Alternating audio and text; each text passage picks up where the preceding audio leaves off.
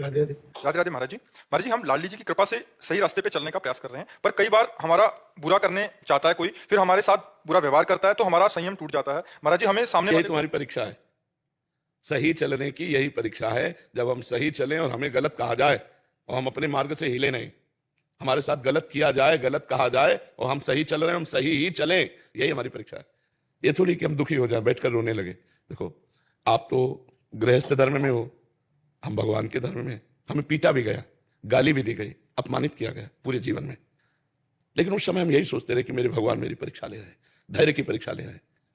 बेमतलब अब हम रात्रि में आ रहे थे 11 बजे, अकेले चलते थे उस समय, ये कोई शिष्य परिकर कोई चाहे शराब पी हो या जो भी हो, गाड़ी रोकी, उतर के हमें पीटने लगे। ऐसे ऐसे थप्पड़ मारे थे कि पूरी छाती में पूरे पंजा बने हुए थे, ऐसे कई दिन तक बने रहे। तुम राधा राधा दुष्ट राधा, समझ ही नहीं पाए कि कौन क्या। इतने में एक ब्रजवासिन माई लाठी लिए आ रही थी बूढ़ी, अरे उसने गाली देना शुरू किया, वो लोग भाग गए। हम लौट करके भी नहीं देखा कौन थे। क्यों? प्रारब्ध है उसका, भगवान निराकरण करवा रहे। कोई कुछ नहीं बोला उनको, कुछ नहीं, एक शब्द नहीं, हमने पहचाना भी नहीं, मन से कुछ नहीं बोला, दिल से कुछ नहीं बोला, कुछ नहीं बोला। और हृदय बहुत शीतल हो गया, निपट गया, बुरा प्रारब्ध निपट गया, जो हमारे जीवन का बुरा प्रारब्ध था निपट गया। हमने लौट करके नहीं देखा, खूब लाइट थी, देखकर पहचाना जा सकता था, हमने देखा ही नहीं। वो जैसे मार रहे थे बस ऐसे शांत राधा अंदर चल रहा था, वो भी जबान से नहीं।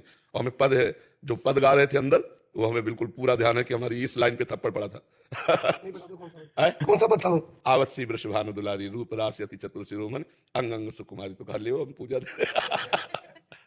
गर्मी का समय था तो चला उतार के ऐसे कांधे में डाले हुए थे, कमंडल और छड़ी थी, हमारे हाथ में डंडा था। वो हमें मार रहे थे, हमने ऐसे भी नहीं किया, ऐसे भी नहीं किया कि बचाव पक्ष में किया हो, ना विरोध पक्ष में कुछ, बस शांत थे, ना उनको लौट के देखा। प्रारब्ध हो गए, क्या देखे, देखेंगे तो दुश्मनी भाव आ जाएगा, पहचान आ जाएगी कि वही आदमी ऐसा। बहुत पूछा हम लोगों से, जब हमने दिखाया कि कल रात्रि में ऐसा, तो उनका एक बार बता दो कौन है, कहाँ का है, कैसा है। हम खुद नहीं जानते, हमने देखे नहीं, बस मस्त एकदम चले आए। तो यदि हम सतमार्ग में चल रहे हैं और अच्छे मार्ग में चल रहे हैं, कोई हमारे साथ बुरा कर रहा है तो जरूर हमने बुरा किया होगा, उस बुरा का निर्णय हमको भोगना पड़ रहा है। चुपचाप भोग लो, अच्छे मार्ग में चलते रहो। और अच्छे की बुराई ही होती हो ऐसा नहीं है, अच्छे की बुराई हो ऐसा नहीं। यदि आप अच्छे मार्ग से चल रहे हो तो एक दिन बुरा आदमी झुकेगा और आपकी अच्छाई को स्वीकार करेगा, पक्की बात हमारी मान लेना। अगर आप बुरा करने लगे तो अच्छाई के पथिक ही कहां थे। आप अपनी अच्छाई ही करते रहिए, वो बुराई करता रहे तो हार जाएगा। एक नाथ जी महाराज स्नान करने जा रहे थे गंगा, स्नान करके आए तो एक विधर्मी का ऊपर मकान था गली के, थूक दिया ऊपर उनके ऊपर। फिर वो स्नान करने गए, फिर वो आया, थूक दिया, 100 बार थूका। वो ना ऐसे हेरे ना कुछ, बस वहीं से लौट जाते, स्नान करके आ जाते। उसके मन में बड़ी ग्लानि हुई कि एक साधु को हम, वो नीचे आए साष्टांग दंडवत हुए और बोले महाराज मुझे क्षमा करो, मैंने 100 बार आप पर थूका, लेकिन आपने ना क्रोध दिखाया ना हमारे। बोले भैया क्रोध तो तब दिखाऊं जब आपने हमारा बुरा किया हो। एक दिन में एक बार स्नान करता था, आपकी कृपा से 100 बार स्नान हुआ, इसमें तो आपकी कृपा हुई, इसमें आपने बुरा कहां किया। ये अच्छाई का मार्ग है। वो उसी दिन से बदल गया। जब हम अच्छाई पे चलेंगे तो बुराई बहुत हल्की होती है, अच्छाई बहुत गरू होती है। हाँ, ये जरूर है कि अच्छाई पर टिके रहना बहुत कठिन होता है, क्योंकि बुराई जब अपना प्रभाव दिखाती तो हमें खुद अपनी अच्छाई पर विश्वास, लुटने की संभावना होती है, हटने की संभावना। अच्छाई को पकड़ो तो फिर पकड़े रहो, कुछ भी हो परिणाम देख लिया जाएगा। तो बुराई करने वाला भी अच्छाई पे आ जाएगा। जब जब अच्छाई ने अपना कठोरता से नियम पालन किया है तो बुराई को नष्ट होना पड़ा है और बुरे लोग अच्छे बने हैं। तो इसलिए हम ये ना सोचे कि हमारी बुराई हो रही तो हम अपने अच्छे मार्ग से हट जाए या बैठ के रोने लगे, दुखी हो जाए, ऐसा नहीं। महाराज जी, आपके जीवन का कोई अनुभव, आपसे कोई बहुत विरोध करता हो या द्वेष भाव रखता हो और बाद में आपका? हाँ, पास में एक संत रहते थे, तो जैसे कुछ लोग आते ही थे, तो 2 लोग 4 लोग आए, तो जब आते थे तो सेव है, संतरा है, ये वस्तुएं, और उनका सामने कुटिया थी, तो जब देखते तो उनके हृदय में जलन होती थी, ईर्ष्या होती थी कि मेरे पास लोग आते नहीं। तो हम रोज उनको प्रणाम करते और जो वस्तु हमारे पास आती पहले उनके पास भिजवाते। लोगों के चले जाने के बाद अच्छी अच्छी वस्तु उनके पास, तो काफी दिन तक उनका द्वेष बढ़ता रहा। और जब हमारा रोज प्रणाम और कोई द्वेष नहीं, तो इतनी मित्रता वो करने लगे, मतलब इतना दैन्य होकर मिलने लगे कि जैसे एक बहुत पुराना मित्र मिलता है। महाराज जी, पर इससे धैर्य तो ये साधन और नाम जब से ही मिलता है। हाँ, हमें दूसरों के सुख की तरफ देखना है। जो हमारा विरोध कर रहे हैं उनके सुख की तरफ देखना है, जो हमारा विरोध कर रहे हैं, हमारी निंदा कर रहे हैं, उनकी निंदा नहीं करनी।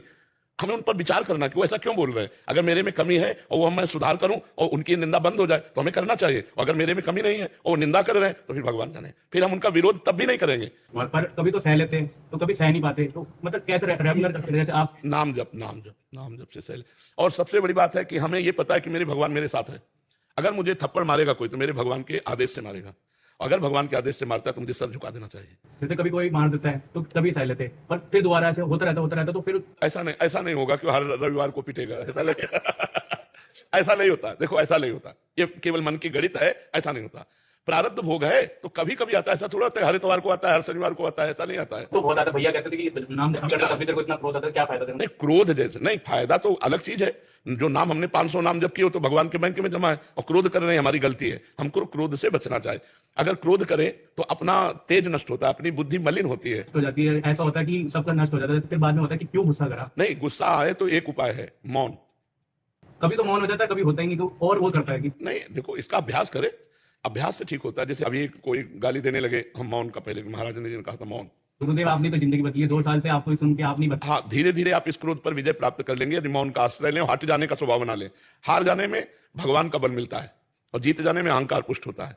सुनेरी मैंने निर्बल के बलराम, अपबल तपबल और बाहुबल चौथो बल है दाम, सूर किशोर कृपाते सब बल हारे को हरिनाम। जो हार गया वो जीत गया, और जो जीत गया वो अहंकार में हार गया, उसका अहंकार पुष्ट हो जाएगा। और हम हार गए तो हे भगवान में आपके अस्तित्व आप देख लेना, तो हम जीत गए, क्योंकि हम माया में नहीं, हम भगवान में स्थित थे जिस समय हार रहे थे। और जो जीत रहा था वो अहंकार में स्थित था, अहंकारी का विनाश निश्चित